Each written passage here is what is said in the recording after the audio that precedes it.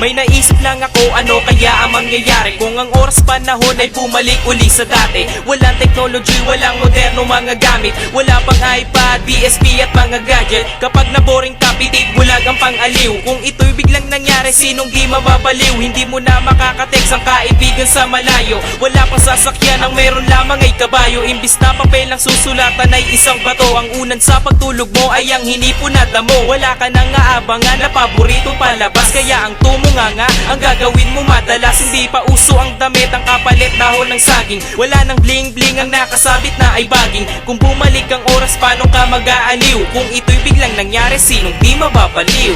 Tara silipin natin ang dati kong mundo. Doon may sariwa pang hangin at ginto pa ang piso. Wala nga lang ang luho na ngayon kinasanayan mo. Kaya tanong ko, sinong di mababaliw kung bumaliktad ang mundo?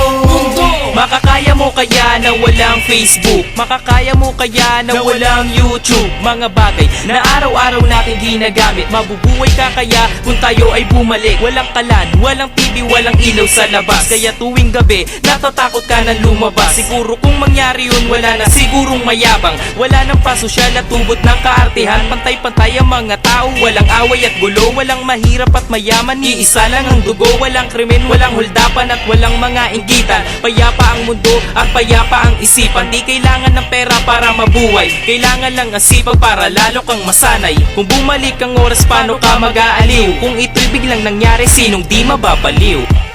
Tara silipin natin ang dati kong mundo.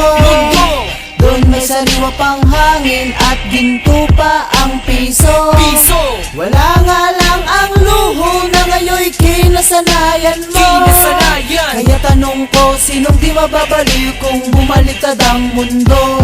Siguro nga ay napaisip ka at natatawa kung paano ko inisip to. Ikaw ay nagtataka, pero wag kang mag-alala, hindi ako nababaliw. Pinapalawak ko lamang isipan mo't inaaliw. Katulad na lamang nila na inaasa sa iba, kasi tamad ng mag-isip, tamad na silang gumawa. Alam ko nagkakamali ka at hindi ka rin perpekto, pero matuto ka na ikaw ay makontento. Marami ang epekto sa isip at paligid. Modernong kasangkapan, hinay lamang sa paggamit, pagkat lahat ng labis pagkasira ang dala. Alam kong sa pag-unlad kasama ang teknolohiya. Kung ibabalik ang oras, pipiliin ko'y walang politikong mga gahaman at wala ring pakinabang. Huwag kayong maaasar, sa akin ay mapipikon.